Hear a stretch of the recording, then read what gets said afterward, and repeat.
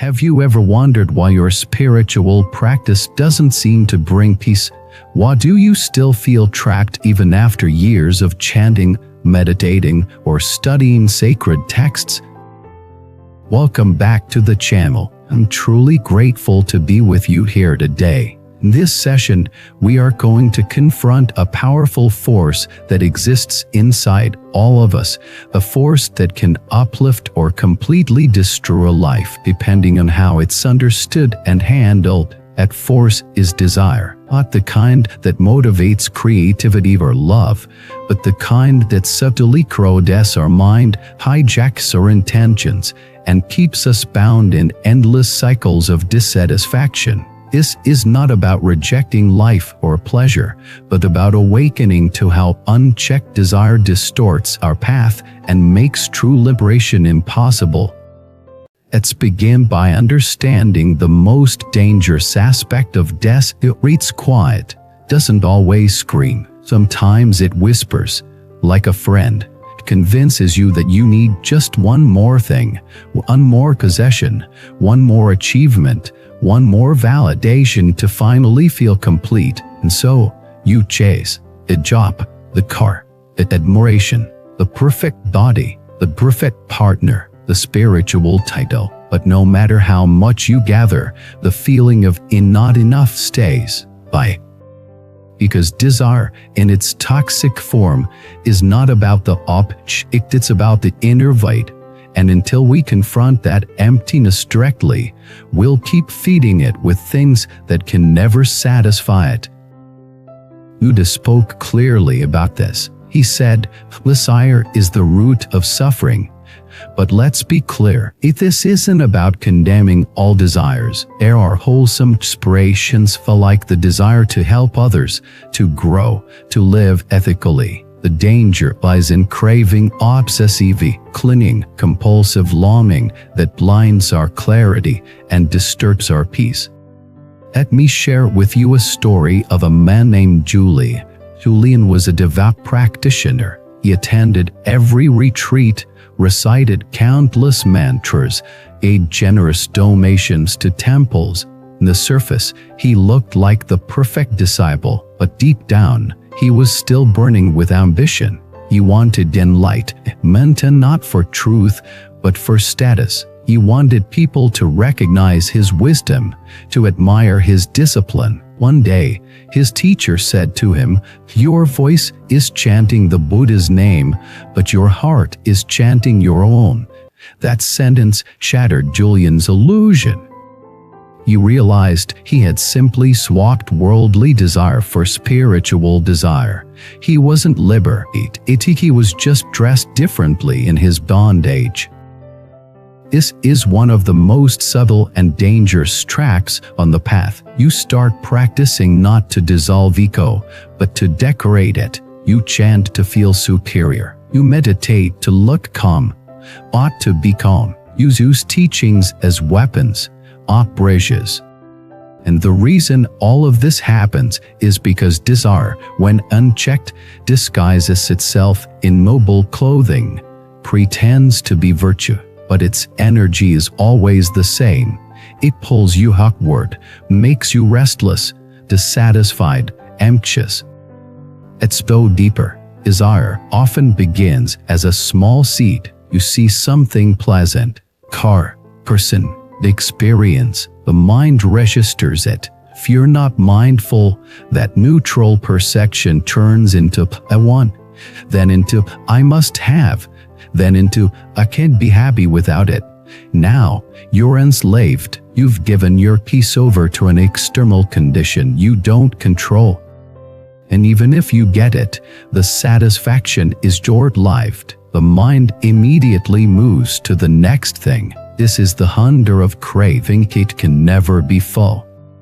Desire doesn't just show up in material things. It shows up in our relationships. We want people to love us in certain ways, to behave according to our expectations. We want our children to fulfill our dreams, or partners to never disappoint us, or friends to always agree.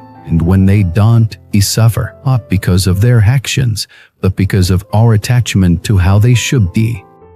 This is the core teaching. Suffering rises not from the world, but from our mental projections upon it. And desire is the engine of those projections.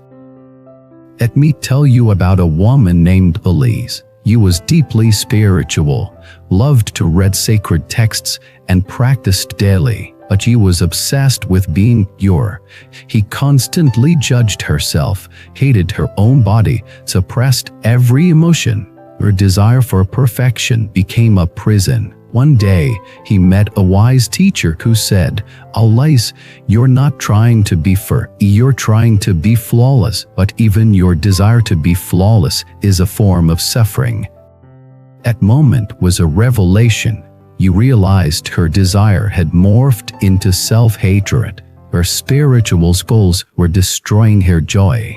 From that day forward, he practiced compassion, and not just for others, but for herself. You learned to observe desire, not obey it.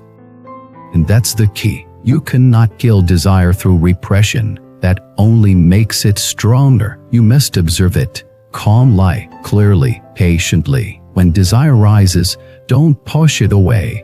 Don't act on it immediately. Just watch it. Where did you come from? What are you promising me? Have you ever truly made me happy? This simple inquiry is like sun. It reveals the illusion behind the longing. You see that what you thought was freedom is actually another chain. Desire feeds on unawareness, but when you become conscious of it, it weakens. You'd offered a powerful metaphor. He compared desire to fire. When controlled, fire can cook your food, warm your home, serve your life. But when uncontrolled, fire burns down forests, homes, entire lives. The same with desire. When guided by wisdom, it can lead to beauty. But when driven by ignorance, it destroys. Now let's apply this practically. Suppose you desire recognition. Why? Because you believe that if others see you, admire you, praise you, then you'll feel whole. But the problem isn't that people don't see you. It's that you haven't seen yourself. You don't value your own presence, so you outsource that validation to others and become their prisoner. Freedom is not getting rid of desire, it's seeing through it. The ultimate spiritual maturity comes when you don't need to chase fulfillment, because you recognize your being is fulfillment. This is why so many saints and sages radiate peace even when they have nothing, because they've stopped bargaining with life. They no longer say, "I'll be happy if," they simply are. They've returned to the natural state, the one before craving, before striving, before story.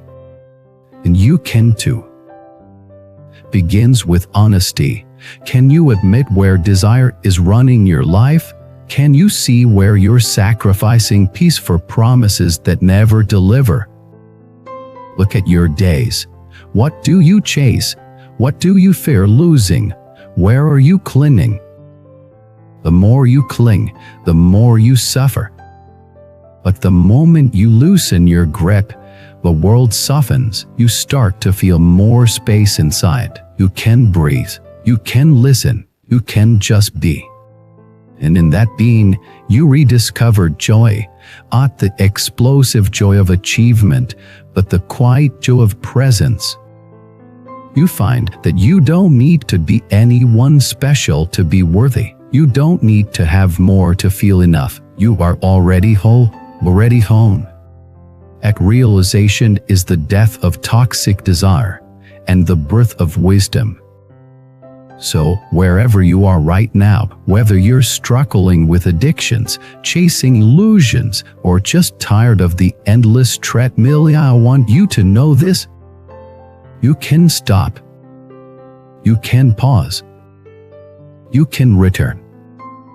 You are not your cravings. You are the awareness behind them. You are not the fire. You are the space in which it burns.